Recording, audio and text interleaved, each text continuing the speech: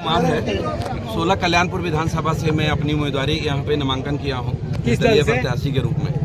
निर्दलीय प्रत्याशी के निर्दलीय जी। कोई पार्टी पे भरोसा न कर पाए? देखिए, एक पे भरोसा किया, जब एक बार दिल टूटता है तो दिल दोबारा नहीं जुटता। बाकी आप लोग अगर मेरे बारे में जानते होंगे तो सारी कहानी मालूम होगी। कल्याणपुर के लिए निर्दलीय चुनाव आप लड़ रहे हैं, उसके मुख्य मुद्दे क्या आपके? मुख्य मुद्दा है भ्रष्टाचार। इसके पहले किस दल के लिए काम कर रहे थे? मैंने किसी दल के लिए काम नहीं किया। मैं जीवन में पहला दल जन स्वराज के लिए काम करना शुरू किया और जन स्वराज को पूरे कल्याणपुर विधानसभा में स्थापित किया। और जैसा कि वहाँ पे बताया गया था कि जो भी टास्क दिया जाएगा उस काम के आधार पे मूल्यांकन होगा और उस मूल्यांकन के आधार पे टिकट दिया गया। मुझे दुख इस बात का है कि मूल्यांकन में मैं बहुत आगे था। आप चाहें तो जन स्वराज के किसी भी पदाधिकारी से 2 करोड़ रुपया का सामग्री आपने खरीदा था। नहीं, स्वराज का ऐसा कहीं नहीं बोला है मैंने कि 2 करोड़ नहीं। आप मेरे को बाइट दिखाइए कि 2 करोड़ का सामग्री खरीदा है।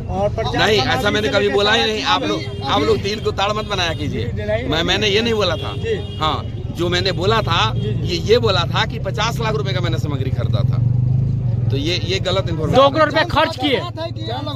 देखिए, मैं जन स्वराज का आज भी प्राथमिक सदस्य हूँ, लेकिन मैं एक बागी प्रत्याशी के रूप में निर्दलीय नामांकन किया हूँ। अभी भी गमछा रखे हुए हैं जन स्वराज के। भाई, इस गमछा को मैंने हजार गमछा घर तक पहुँचाया तो कैसे उतार दूँ? ये गमछा पे तो किसी का लगाव है आपका? बिल्कुल है, इस गमछा से लगाव है, उस पार्टी के विचारधारा से लगाव है। शीर्ष नेताओं के इस निर्णय से मैं दुखी हूँ, क्योंकि जो उन्होंने टिकट बंटवारे में जिस तरीके से निर्णय लिया है वो निर्णय कुछ गलत इरादों की तरफ इशारा कर रहा है। जन स्वराज पार्टी जो सुनने में आ रहा है कि पैसा टिकट बेच रहे हैं, क्या वो आपका पैसा जुट नहीं पाया इसकी वजह से टिकट? नहीं, इसके बारे में मुझे कोई जानकारी नहीं है और मेरे से किसी ने कोई 1 रुपया भी नहीं मांगा है टिकट के नाम पर। इतने करीब होने के बाद, प्रशांत किशोर जी की इतने करीब होने के बाद 50 लाख रुपया अभी आपने कहा कि इतना का सामग्री और उनमें जो है मैं खर्चा कर दिया उनके दल से, और आप पर विश्वास नहीं किया, तो क्या कहना है? लक्ष्मीकांत प्यारेलाल क्या इसमें नहीं है? लक्ष्मीकांत प्यारेलाल कौन है साहब? अच्छा, पैसा। अब देखिए, ये राजनीति की ये भाषा तो आप इससे समझ रहे होंगे कि मैं एक राजनीतिक व्यक्ति नहीं हूँ। देखिए, जिस बारे में मैं अपने साक्षात आंखों से नहीं देखूंगा तब तक मैं उन चीजों के ऊपर कोई प्रतिक्रिया नहीं दे सकता। कल्याणपुर 16 की जनता आप पर विश्वास कर रही है? बिल्कुल कर रही है।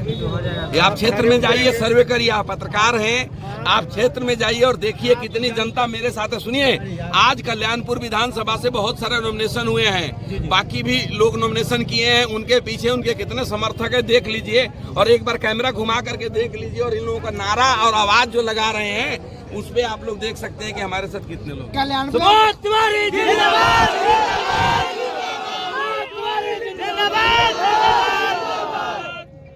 में भ्रष्टाचार।